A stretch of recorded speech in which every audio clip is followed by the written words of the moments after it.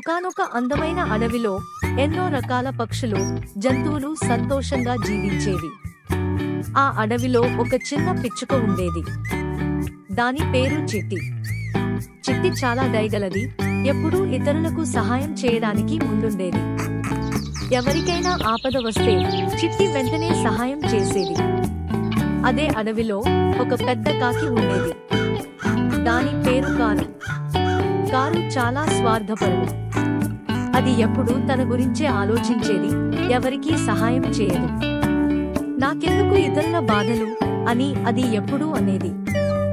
ఒక సంవత్సరం వేసవి కాలం చాలా తీవ్రంగా వచ్చింది. అడవిలోని చెరువులు, నదులు ఎండిపోయాయి. నీటి కొరత తీవ్రమైంది. జంతువులన్నీ దాహంతో అల్లాడిపోయాయి. చిన్న చిన్న పక్షులు, జంతువులు నీటి కోసం చాలా కష్టపడ్డాయి. చిట్టి పిచ్చుక తన దయగల స్వభావంతో చిన్న నీటి గుంటలను, చెట్ల తొరలో మిగిలి ఉన్న నీటిని కనుగొని ఇతర చిన్న పక్షులకు, జంతువులకు దారి చూపించేది. ఇక్కడ నీరు ఉంది, రండి అని అరుస్తూ వాటిని పిలిచేది. ఒక చిన్న కుందేలు దాహంతో అల్లాడుతుంటే చిట్టి దానికి నీరున్న చోటు చూపించింది. ఒక ఎలుక ఆహారం దొరకక బాధపడుతుంటే చిట్టి దానికి పండ్ల చెట్టు దారి చూపించింది. ఇలా చిట్టి ఎంతో మందికి సహాయం చేసింది. కానీ కారు కాకి మాత్రం తన గురించే ఆలోచించేది.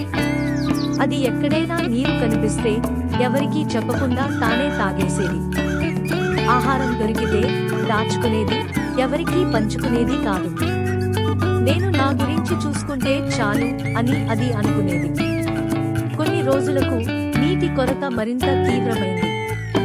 ఒకరోజు చిట్టి పిచ్చుకకు తీవ్రంగా దాహం వేసింది.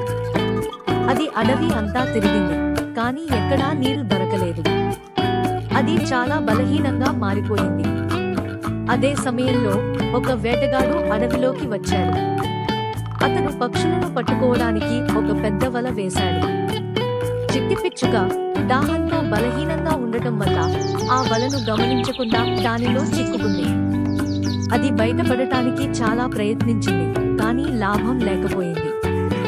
అది భయంతో అరిచింది. చిట్టి అరుపులు విని గతంలో చిట్టి సహాయం చేసిన కుందేలు, ఎలుక, ఇంకా కొన్ని ఇతర పక్షులు అక్కడికి వచ్చాయి. చిట్టి మాకు ఎప్పుడూ సహాయం చేసింది, ఇప్పుడు మనం దానికి సహాయం చేయాలి అని కుందేలు అంది. ఎలుక వలను కొరకడం ప్రారంభించింది. కుందేలు తన పదునైన గోళ్లతో వలను లాగింది. ఇతర పక్షులు వేటగాడు వస్తున్నాడేమోనని చుట్టూ చూశాయి. అందరూ కలిసి ప్రయత్నించడంతో చిట్టి పిచ్చుక వల నుండి బయటపడింది. అది తన మిత్రులకు కృతజ్ఞతలు చెప్పింది. కొద్దిసేపటి తర్వాత స్వార్థపరుడైన కారు కాకి కూడా నీటి కోసం వెతుకుతూ అటువైపు వచ్చింది. అది కూడా దాహంతో బలహీనంగా ఉంది. అది వల దగ్గరికి వచ్చి అందులో మిగిలి ఉన్న ఆహారాన్ని చూసి ఆశగా వలలో చిక్కుకుంది. అది బయటపడటానికి ప్రయత్నించింది, కానీ ఎవరూ దానికి సహాయం చేయడానికి రాలేదు. ఎందుకంటే అది ఎవరికీ సహాయం చేయలేదు. అది ఎంత అరిచినా ఎవరూ పట్టించుకోలేదు. వేటగాడు వచ్చి కారు కాకిని పట్టుకున్నాడు. చిట్టి పిచ్చుక తన మిత్రులతో కలిసి ఒక రహస్యమైన నీటి గుంటను కనుగొంది. అవి ఆ నీటిని తాగి సంతోషంగా జీవించాయి. చిట్టి తన స్నేహితులకు సహాయం చేసినందుకు చాలా సంతోషించింది.